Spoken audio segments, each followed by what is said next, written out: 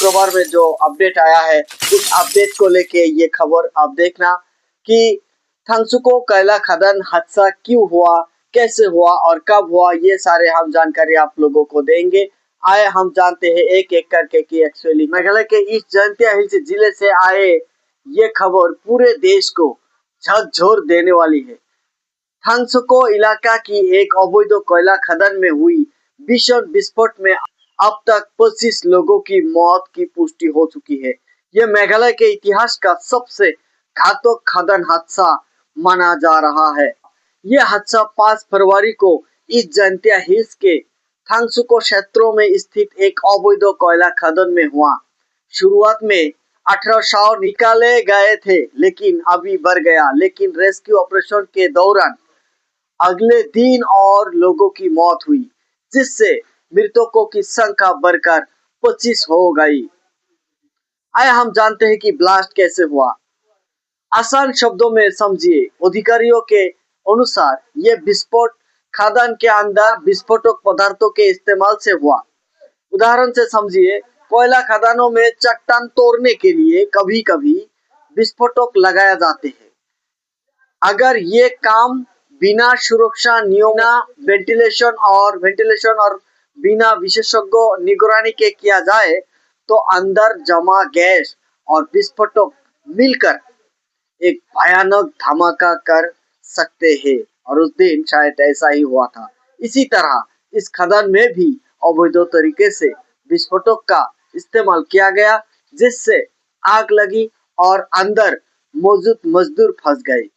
कौन थे पीड़ित, कौन थे वो मजदूर? मृतकों में मजदूर शामिल थे जो मेघालय में से था, असम में से था और हाइलाकांदी और नेपाल से भी था। ये लोग रोजगार तलाशने में यहाँ आए थे और फैमिली को बचाने के लिए आया था, लेकिन खुद इस जाल में फंस गए।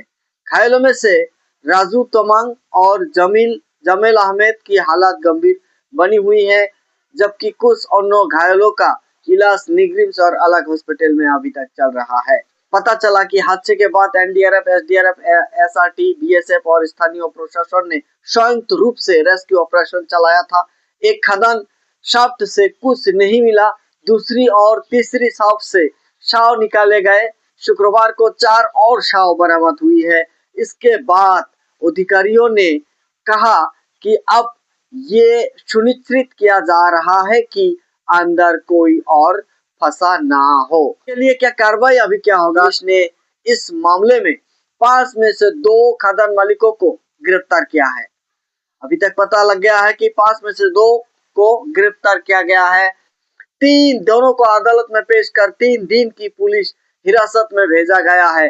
ये साफ संकेत है कि अब इस मामले में जवाबदेही तय की जा रही है। सबसे बड़ा सवाल यह नहीं है कि हादसा हुआ या नहीं, सवाल यह है कि अवैध खदानें अब भी क्यों चल रही है। गरीब मजदूरों की जान जोखिम में क्यों डाली जाती है। सुरक्षा नियम सिर्फ कागजों में क्यों रह जाती है, और कब ये बंद हो जाएगा। इंसानी जिंदगी सबसे ऊपर होनी चाहिए। उम्मीद है कि दोषियों पर सख्त कार्रवाई होगी और भविष्य में किसी मजदूर को इस तरह जान ना गंवाने पड़े। इसी के साथ हमें दीजिए इजाजत। आप देख रहा है Jatai media network. Thank you.